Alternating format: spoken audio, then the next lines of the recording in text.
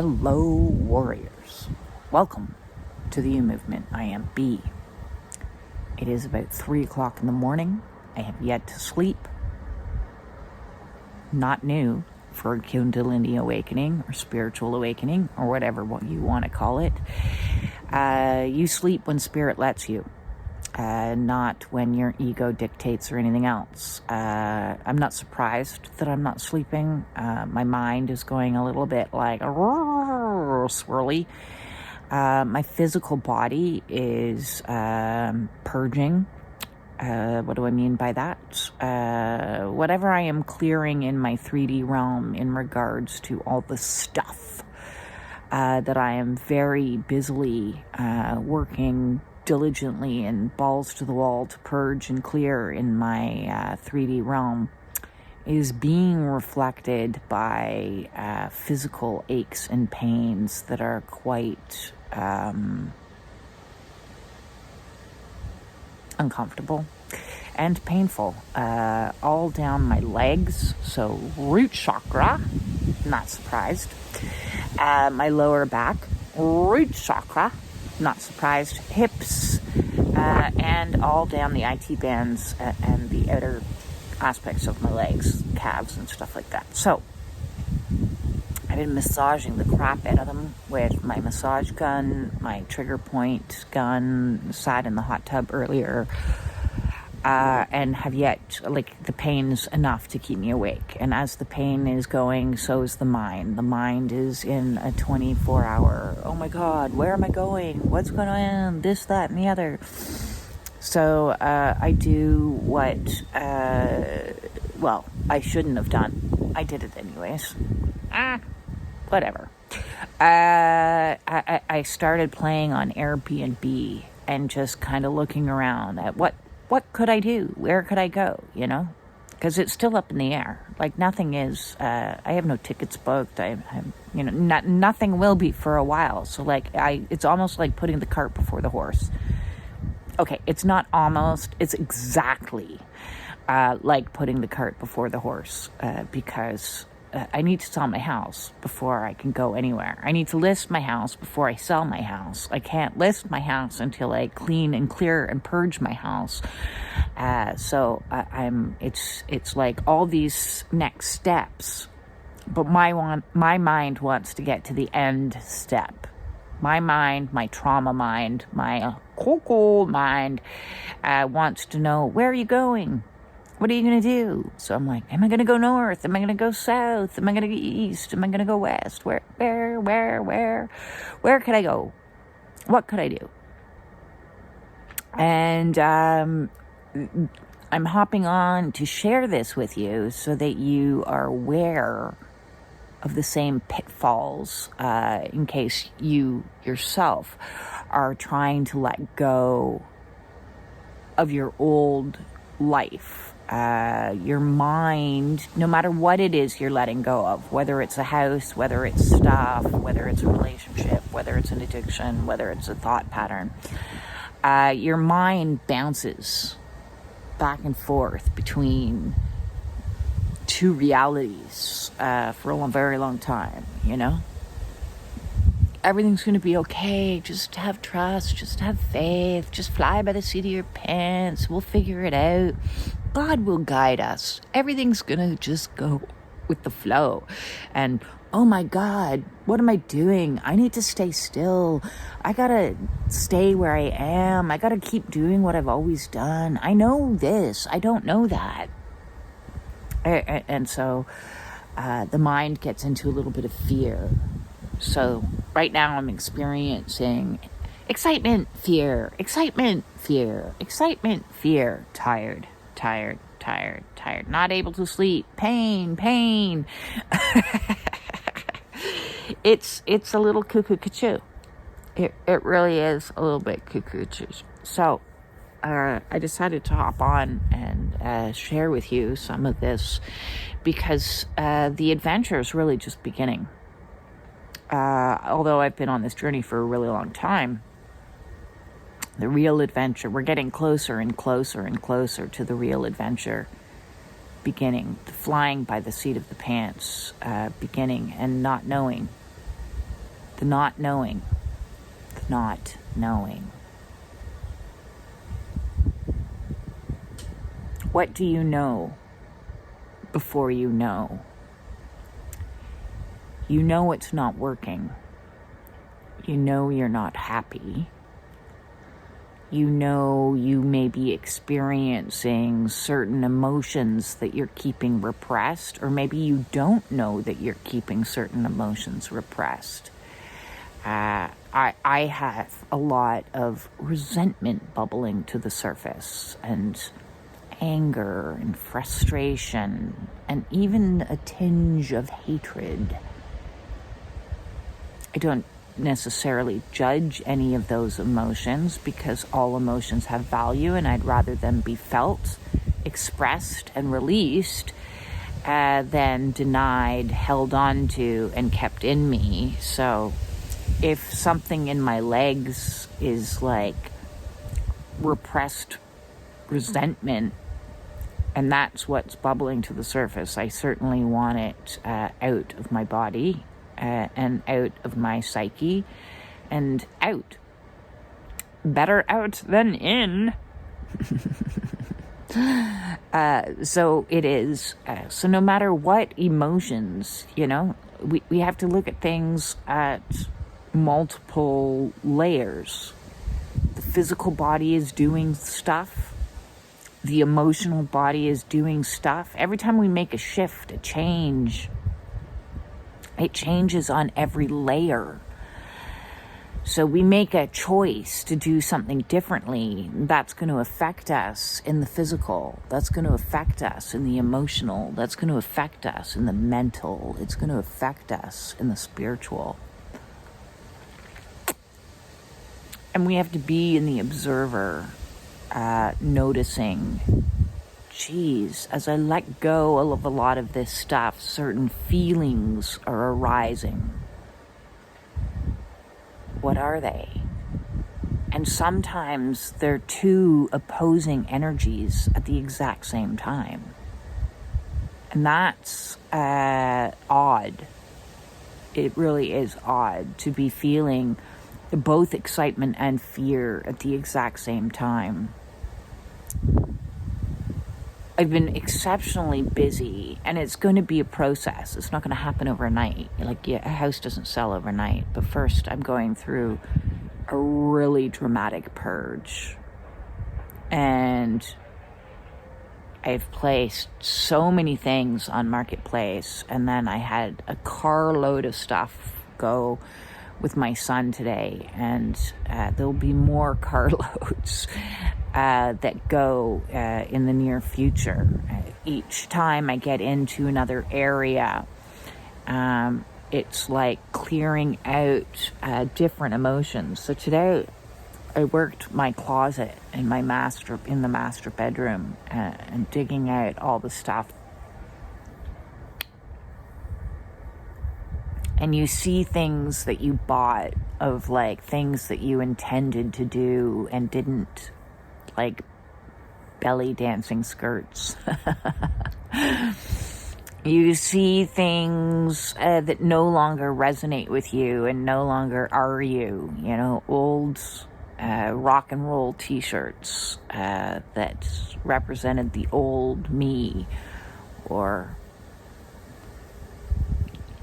dresses that no longer would be something I would be caught dead in. And you're purging identity as you're purging your things. So as within, so without. Your outer reality and your inner reality are so interconnected. We see them as separate, but they're not. They're not separate. So today I want you to think about your environment a little bit. Are you a collector? Are you a hoarder? Are you living in clutter? Are you living in mess? Are you living with too much stuff? Are you living with broken stuff? Are you living with stuff that's charged with negative memory?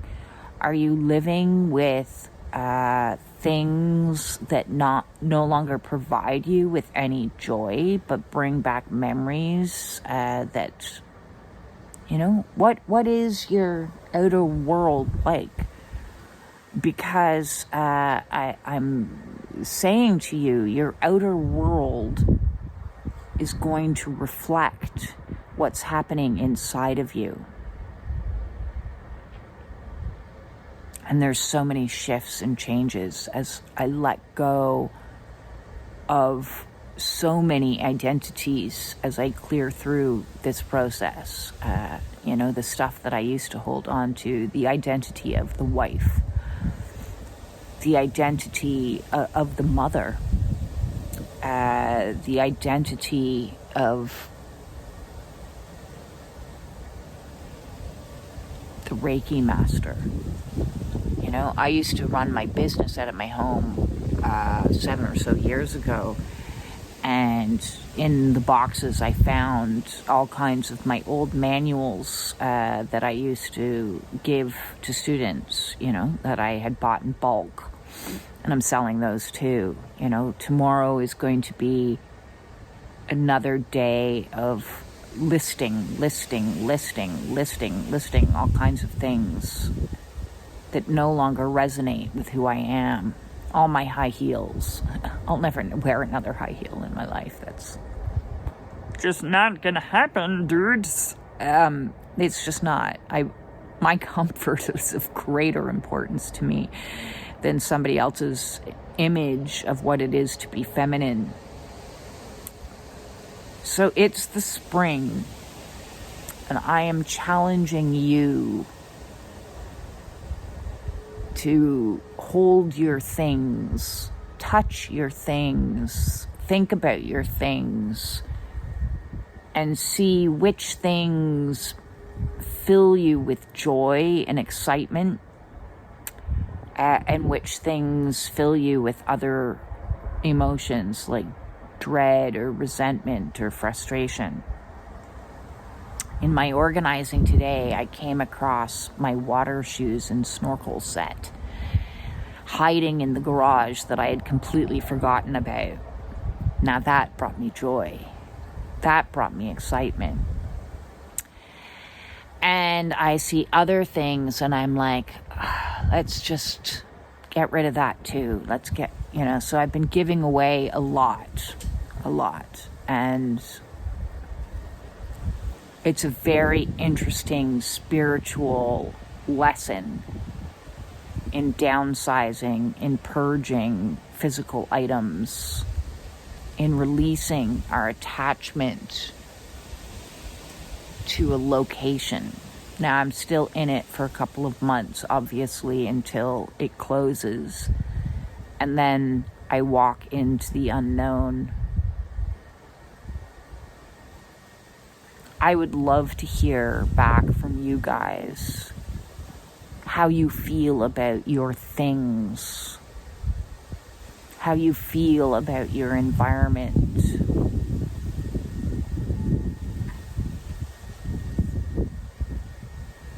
Let me know. Let me know in the comments. I would love to hear about it. I thought I would just tack this on to last night's video. We are in the middle of the afternoon now, and I'm going to take you around and show you what life is like when you're uprooting everything. So over here you can see on my table, I have loads of stuff all for sale. Here you can see, hopefully it sells, my fancy dancy camera. Look at that baby. Look at that baby. Look at that egoic baby with the fancy stand and everything. In the background, you can see some of my art. We're just doing a little tour. It's very clear and clean. Like, I have been clearing and cleaning. Look, there's my twin flame journey art that I painted. That's some nice art. See what I mean? I've cleared the decks so much. It's very clear and organized. There's some more as we climb the ladder of a tree of life. We're seeding ourselves a new life, right? We're seeding ourselves a new life. I'm selling my son's piano, some more of my artwork. We've got very spiritual pieces in here. That's why I want to keep into these. I've already sold some things like TVs. We'll be selling the furniture next. I haven't tackled the kitchen yet. That one's a big one. I have gone and done a walkthrough in the garage. That's the scariest area. Man, the stuff that accumulates in a human's garage is cuckoo. And then up here we have more stuff all everywhere. Stuff that I'm selling off. Good things, more stuff that has been listed and for sale, a whole bunch of Reiki manuals, if anybody's a Reiki practitioner, some of my favorite old shoes from my old version of me. I used to wear these. I used to wear those. That was me. I was the cool chick, right? That was one of my personas anyways. This is the piece de la resistance, is look at my closet, okay? This is what I've managed to get all my clothes down to, you know, and we've got one suitcase there full of winter clothes that I'll put into storage. And then we come around this side and, yeah, that's what it feels like. How would it feel to you? To walk into your closet and see this. And then on this side, other than the Hoover, is some more of my art and art supplies and my memory box, one box of things and a few bathrobes. But even the top shelves are all cleared except for a few linens that I'm still using. We got some laundry that needs doing. We got my studio space over there. You guys see me sitting in my studio space normally. The pillowcases over my lights are all to make me look more beautiful. Yeah, I didn't go and I bought fancy lights, but I just keep it simple, stupid as best I could. And so like everywhere there's piles at my feet. I'll open up. Still got some crystals going. I painted this unit. Okay, so I've talked in videos before about the octopus, the energy of the octopus. So I painted this unit. It's custom made unit because the octopus sea, and I might keep that or I might sell it. I don't know. I might just take a picture of it. That unit there is, yeah, custom, one of a kind, to inspire me because an octopus is always, they're the most, they have ingenuity. They have the capacity to get themselves out of all sticky situations. And so I've been channeling the energy of the octopus for the last 6 years to get myself out of all this fuckeries, one after another. Just share with you. See, a few little pieces of memories. We've got an old little VW bug. It doesn't work anymore. It used to go up and down. This is the oldest possession that I have. I had this before I was adopted. It came with me in my adoption. So I have it up here in my honoring my old me. This is me.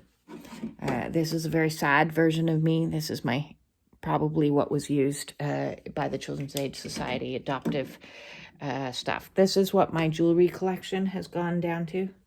Purge. I haven't purged the books yet. That's next on the agenda. But you can see behind me there on the wall, that's been my inspiration for the last 15 years. That's Tulum, Mexico, my favorite place on earth. And then over here on this wall, we have, my bed's not made, sorry, but because I got up, I didn't sleep a wink last night, and maybe a little bit here and there, but we've got another map of Mexico.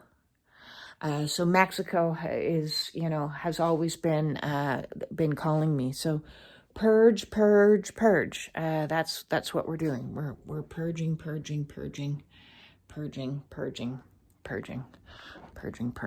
I just sold, I used to be a seamstress as a sideline. I just sold most of my sewing stuff, and I'm making my way through bits by bits, you know.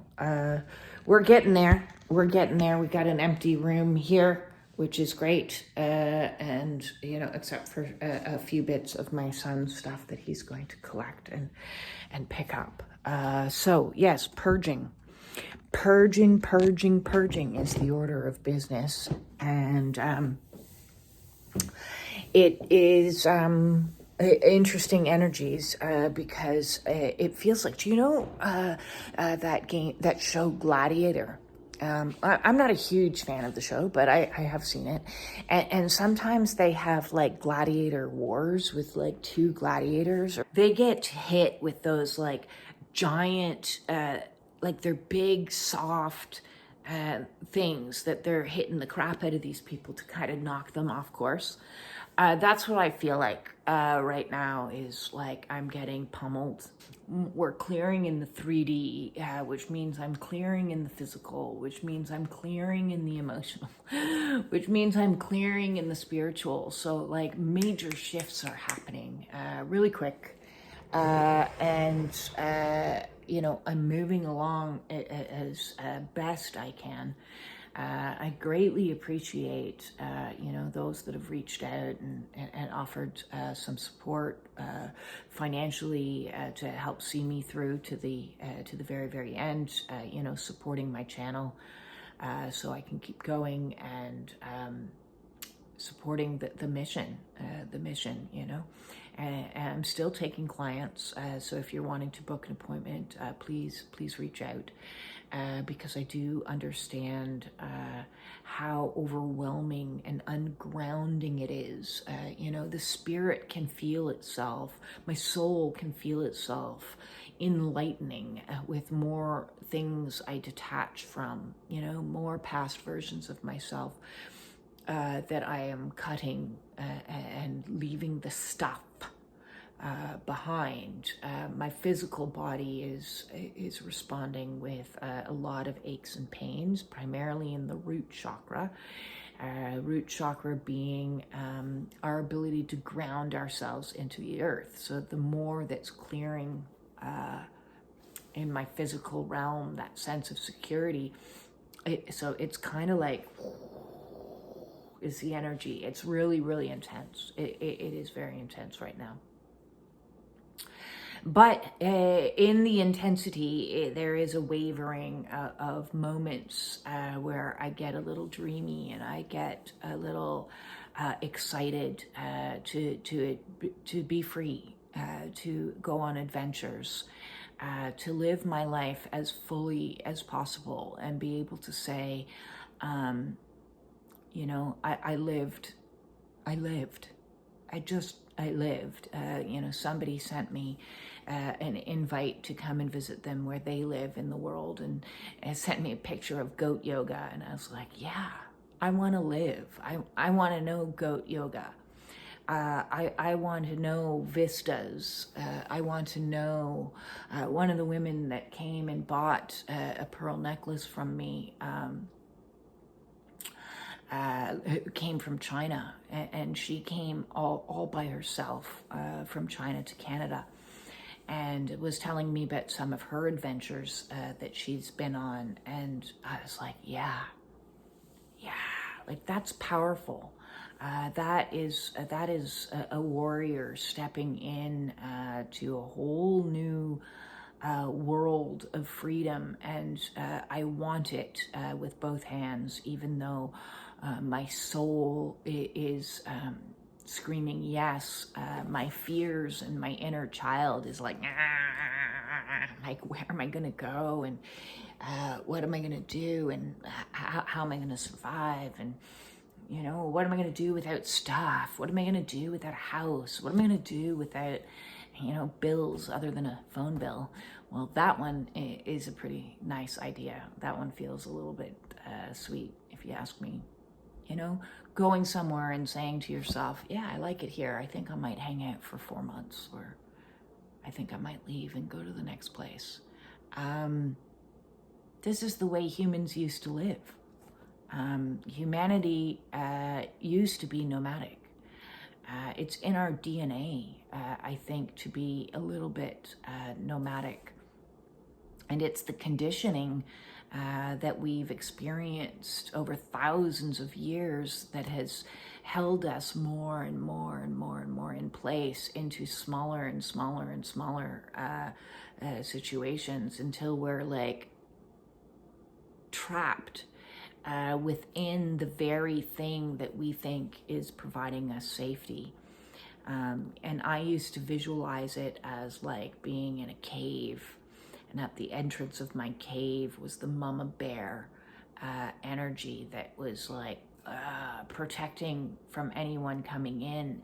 But what I never realized is it was also protecting me from getting out. So I'm perhaps doing something crazy, perhaps not. I want to know what it is to feel free. I want to know what it is to experience the world, hopefully one day without fear, with a lot more confidence, with a lot less kriyas. So let's go on an adventure, and I'm going to bring you along with me on my adventure, and it's going to be exciting. It's going to be exciting. Who the fuck said a 52-year-old woman can't venture forth and live life to the full, till the absolute full? Challenging norms, challenging paradigms, breaking cycles, breaking out, breaking free. You know, I always wanted to feel a sense of grounding. And really what I feel now is a need to fly free. I'm seeing in my mind's eye a picture I drew when I was 15, 16. I have talked in another video that in a heightened state of angst, suffering, I ended up being put in Sick Kids Hospital in Toronto for a 3-day hold on suicide watch. And in there, they were doing some art therapy, and they asked me to draw a picture. And I drew a picture of a bunch of balloons, and then one solitary red balloon flying off on its own. And I can remember the psychiatrist, you know, picking apart this picture and asking me, you know, what does this red balloon represent? And I said, it represents me. And he's like, you're not with the rest of the balloons. And I was like, no, no, I am not. And I'm hearing in my mind as I'm saying this story now, you know, that song, you can go your own way. Is that Fleetwood Mac? I think so. I'm going my own way. And like that red balloon, I'm going to allow myself, to go and be taken and be guided by the divine. And I am scared, and that's okay. I am nervous, and that's okay too. Each emotion that surfaces, and each round of tears, or each round of inner child work or shadow work that I do over the next few months as this process continues, is going to elevate me higher and higher.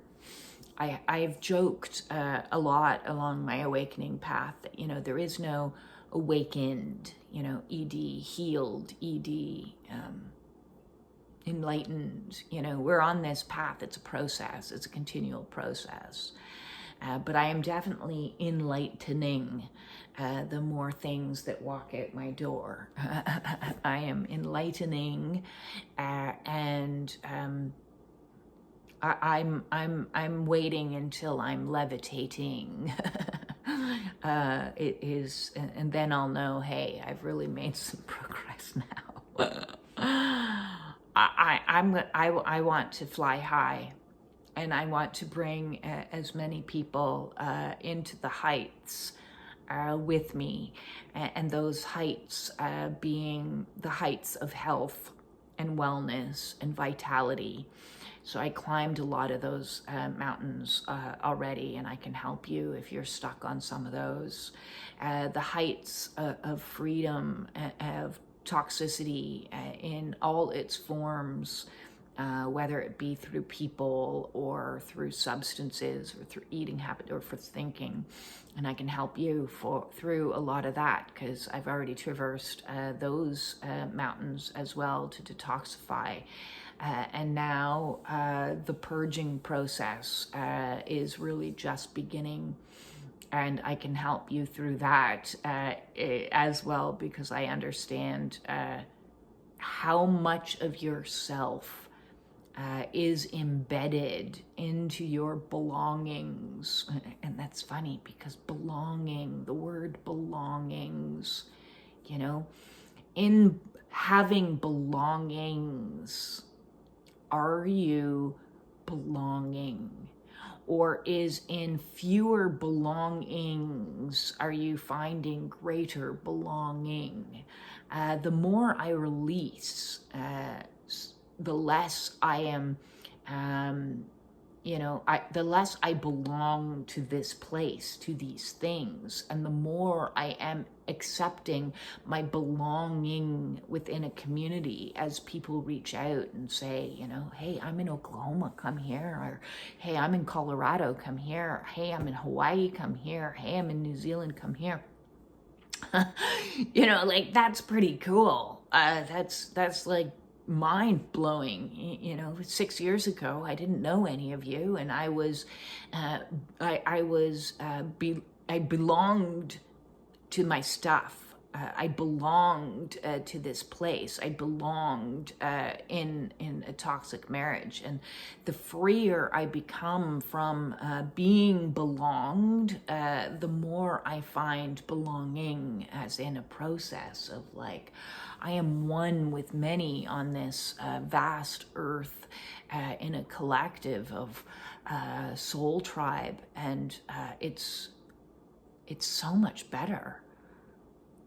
The interactions that I have are better than a blanket. It's better than, whatever else I have, you know. Let it go, let it go, let it go. So whatever you're struggling right now to let go of, and I know you're struggling to let go of something, what is it? What is it that it represents to you? Let's look at this thing as an opportunity to heal. Today's video, I wanted to talk a little bit about stress. And I wanted to talk a little bit about stimming in relation to stress, because stimming is a relatively new thing for me. At least a new consciously aware thing for me, because I have always been stimming, but it was socially acceptable the way that I stimmed before. And now I don't have those particular stims anymore. For example, smoking was a good one that I used a lot. And when I quit all my substances, that meant letting go of a lot of my socially acceptable stims. And as you know, I'm going through a lot right now. And, moving is one of the top 5 stressors in your life. I seem to be going through the list, is what I am. Divorce, check. Moving, check. I'm not sure what the other 3 are actually, but I just know it's one of the top. I'm going to have to look that up. The top 5 stressors. I remember that factoid because my brain has weird factoids in it.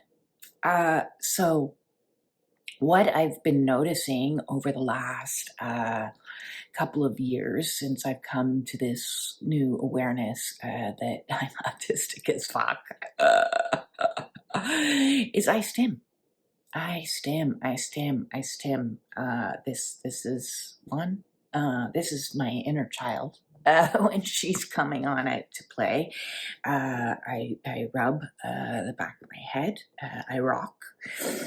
I was just, what's brought this video on is when I came downstairs, I just woke up and fed my cat, and I immediately was just standing there squeezing. I squeeze myself a lot. I squeezing and rocking. There's a lot of head touching, face touching, pressing into the eyes. I can remember as a child, I used to do this, or even, believe it or not, when I was very little, and I had some nice moments where I would sit in a rocking chair with my mother. I would put her chin in my eye, which she thought was a bit weird, but whatever. It was soothing to have some pressure in there, or pressure on my chest, or pressure around my stomach. That's why anxiety blankets are so useful. I used to have an anxiety blanket, but when I lost all that weight, my blanket was 25 pounds, and now that would be like... So I sold that, but didn't get a new one. And it's a good thing because I'd have to sell it now anyways, and that's definitely something that I'm not traveling in it with a backpack. It is a weighted blanket. So stimming is something that it's taken me a little time to let my mind know is okay to do. It's okay, because I would have been really ridiculed as a little person to do weird shit. If I did weird shit, it would be, why are you doing that? Why are you talking like that? Why are you doing that with your hands? Why? Like, so it was a constant, stop doing that, stop doing that. You look ridiculous, you look silly, those types of things. So you can see here now, stroking. So me being me, I wanted to do a video about this because it's yet another thing I want to normalize. I'm sure it's normalized within autistic communities, but a lot of my followers could be a lot like me, in which case they are on the spectrum. They don't know that they're on the spectrum.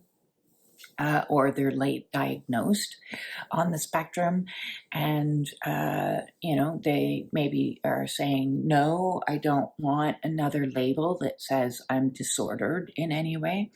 I'm just going to allow myself to figure out who I am within the knowledge that I am on a spectrum.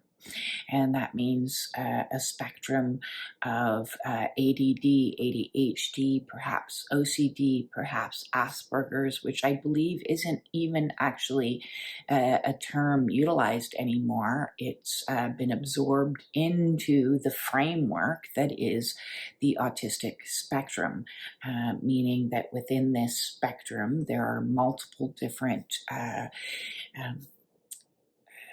characteristics. It's not a one-size-fits-all situation where one person can present with like extreme social anxiety. Oh, drinking. I just watched a video the other day on, how many autistic people use drinking as a tool because it minimizes so dramatically their social anxieties. I never went to a social event without the use of alcohol. Never. And never. Which is why I don't go to very many social events anymore. I did go to a birthday party last year without any alcohol. And that was nerve-wracking, but I got through it. And I talked to a few people, but for the most part it was nerve-wracking. So I can understand why people use substances are such a call, because within the spectrum there's many different things that have different characteristics. And I'm not going to get into a lesson about autism because, well, I'm just learning. I'm certainly not a pro at that, even though I've got a lot of information. What I am a pro at now is letting myself stim, is letting myself do things like touching myself. I'm not talking about sexually speaking. I'm just touching myself, because being literal, being overly literal. When I was told as a child, you don't touch yourself, I thought that meant everywhere. I didn't think that it was just like there. But even then, that was a bad message, because if you want to touch yourself anywhere, you can touch yourself wherever you want. It's your body, do with it what you want. But there was always this societal, like, ooh, you shouldn't do that. It's naughty, which is a horribly shameful energy to give to somebody when it's about owning their own sexuality. But even touching ourselves, because of my literal mind, touching myself, I thought, doing this would make me be perceived as weird, or rocking is always acted out in movies as, some crazy person in an award where they're like, so I was like, oh geez, I can't do that. People are going to think I'm a crazy person that belongs in a ward. I don't want to think that. So I've noticed in the last few days, as I'm preparing this house for sale and selling everything, how much I'm stimming, like a lot of different stims now. I'm just letting myself do them, is what I'm doing. And if other people think I'm weird, well, that's not my problem. I can't control what other people think. And I've gotten to a place where I have the courage to be disliked. I also have the courage to be misunderstood. And I have the courage to block and delete. I don't... my level of sensitivities are more important to me than other people's impressions or rights are to me. My rights are more important than other people's rights. So let's talk about that for a little minute, because in society we have this expectation of conformity, fitting into the norm. We also have this expectation that everybody has some sort of a right to an opinion, and I'm making my own rules now, which says I don't need to conform. I also don't need to tolerate. So I don't need to tolerate anybody's opinions of me.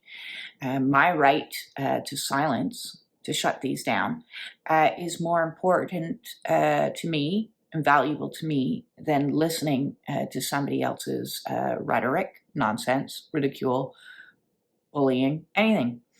And luckily, we live in this wonderful world with technology, which means that if I see something I don't like, I can exit and it disappears, or I can block it and I don't need to put up with it anymore. If people are going to step over my boundaries and disrespect me, or treat me in any way, shape, or form that I feel is a no for me, I don't have to tolerate that. But we've been indoctrinated for such a long period of time that we think that everybody has a right to having a bit of us, whether that's if somebody asks a question, they have a right to the answer. No, they don't, actually. We get to control this. We get to control the information that is expressed. How we express things, we also get to control. So if somebody asks me an invasive question, and I don't like invasive questions, I'm very open. I have a YouTube channel. I'm very open with my life, more so than most people. I share what I want to share. I don't share what I don't want to share. So if somebody asks me a question that hasn't already been answered in my videos, and I find to be invasive, I simply don't answer the question. It's quite simply none of anybody's business just because somebody asks a question, or because somebody would like to have a debate doesn't mean I want to participate in a debate. I don't have to. I didn't sign a contract that said I'm joining a debate show and my theories and my opinions are up for debate. I did not. So you are entitled as an outsider to have opinions on what looks normal, on what is normal, on what. Those are your opinions. Everybody has opinions, just like everybody has assholes. But that doesn't mean that your opinions supersede mine. Your opinions are a gateway to mine, and your opinions can force me to engage in dialogue when I don't want to. And that's not something societally that is considered the norm. The norm is there's shaming involved if you say, well, I don't want to answer that question. Well, why not? Or there's guilt involved if you don't want to engage in having a conversation with somebody and debating about anything, or because, and they'll further ridicule you, well, what, are you afraid? Or, oh, this, that, or the other. They'll lay some sort of something on it, and I don't care. Again, that's just another opinion to manipulate me to do what you want me to do, not what I want me to do. So I'm going to do what I want to do, whether that's stim, whether that's speak, and whether that's listen. All of these are within the framework of my body, my sensory system. I get to control that. And you get to control yours. I get to control anything. If I'm feeling uncomfortable in an environment, I have feet and I can leave. If I am feeling cold, I can put a sweater on. I can't demand somebody else in their environment that's controlling the environment change the environment solely for me. Equally, somebody cannot change and demand that I change my environment to suit them. If I'm comfortable in my environment and my heat is set at a certain, nobody has the right to come in and turn my heat up 3 degrees. So understanding what is me and what is you and who's entitled to what and what rights can be given are part of the individuation and part of extracting ourselves from enmeshed codependent relationships, because those of us that were raised in these codependent relationships meant we needed to find tools like smoking to fit into their construct of what their sensory system was comfortable with. Their sensory system needed information, so they would ask you intrusive questions because then they had a sense of power and a sense of control. Their sensory system wanted the temperature to be set a certain, then you run and you get yourself a sweater or you take your sweater off to satisfy them. Their sensory system felt the need to rage at you diminish you, devalue you so that they could maintain their false sense of self, then you quickly adapted and learned that their needs, their wants, their sensory system had a greater value than yours. So as I individuate myself through this process of Kundalini from everything and take back my power, I take it back. I take back my skin, and I get to create an environment that my skin feels comfortable in. I take back my mouth, the power over my mouth, and I get to say what I want to say and what I don't want to say. And if I don't enjoy the engagement with anyone, I don't care who they are, then I have the right to disengage. I'm not particularly fond of ghosting because I have been ghosted and it hurt like a mofo. If I had an important relationship that meant something to me, I would always choose to explain that I'm going now. My boundaries have been crossed. This isn't working the way that I want it to work. And because of that, I'm out. I'm tapping out. Right? You called me XYZ. That really hurt my feelings. You never apologized or took accountability for hurting my feelings. Therefore, I'm gone. Because, you were an important enough person to me for me to give some sort of an explanation to. That doesn't mean some random Joe on Facebook needs an explanation of why I block and delete him. I don't know him. I don't care about him. I don't, you're saying nonsense, goodbye. I randomly block people every single day just because I don't like their energy and I don't want them in my sphere. So for example, like I'm on a lot of spiritual groups, and when people inappropriately use a laugh emoji at somebody's question that's real, there's no funny questions unless it's like meant to be humorous. But if somebody is genuinely asking a question because they're trying to like figure out something that's happening to them in their awakening, and some moron decides to use a laugh emoji because they're trying to, make you feel foolish, I block those people. I want nothing to do with them. I don't want them in my sphere at all because the fact that it had nothing to do with me is irrelevant. Energetically, it's just like, it gives me the which means I don't want to see what they post. I don't want to see what they do. I just don't want to see it. So I get to control my eyes. I get to control my eyes and X out and block out anything in my feed I don't want to watch. I don't want to watch politics. I don't want to watch disturbing videos that are trying to educate me on things that show children crying and screaming in Africa. Me seeing that is not going to help those children. I'm consciously aware that there is poverty in the world. I don't need it like rubbed in my face because it's upsetting to me and there's nothing I can do about it. I'm not financially in the position to be able to go to Africa and help these people or, donate monthly to an organization that makes a VIP rich. So that's out of my power, so I don't need to see it. I get to control what I see. I get to control what I read.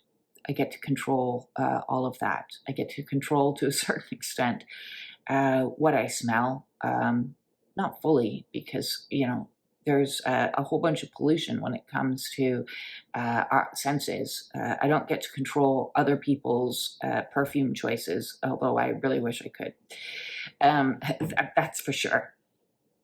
Because people don't realize how absolutely horrid they smell when they spray their entire bodies with like Axe or something like that, or like slather themselves with all the perfumes and things like that. It's offensive. It's offensive to my nasal cavities.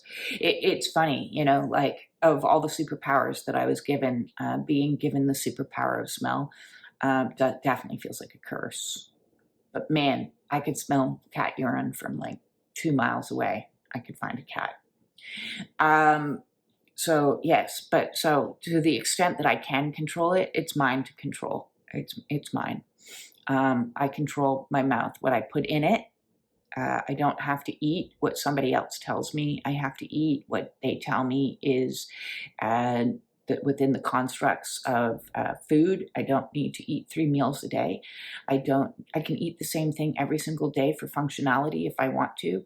I don't need to eat foods I don't like, even though as a child it was forced upon me routinely. You eat what you're given and you like it and you finish your plate, whether you're hungry or not.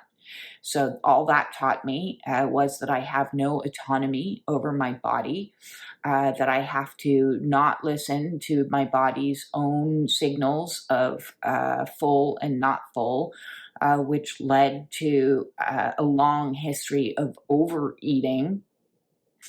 Because I didn't know how to listen to what my body was saying when it was satiated.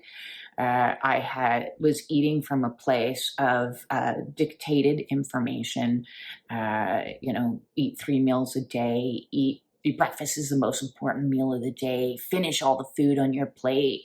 You have to eat, vegetables at every single meal. No, I don't actually have to do that. I have to do what my body wants to do. So I'm going to sit here and eat this apple and call that lunch. Yeah, that works for me. I get to control what I say. I get to control what I don't say. I am the gatekeeper of information. I get to control my physical body. I get to control it all. So I can hear movement from upstairs. So I'm going to sign off now and send everybody the message before I go, which is to say, you too are in control of you. And what you do with all of your senses and your body. I'm sending everybody absolute love. If you are going through a stressful time, please feel free to reach out and book a one-on-one with me, and we can discuss some of those things. And thank you very much for the likes, the shares, the subscriptions. Peace in.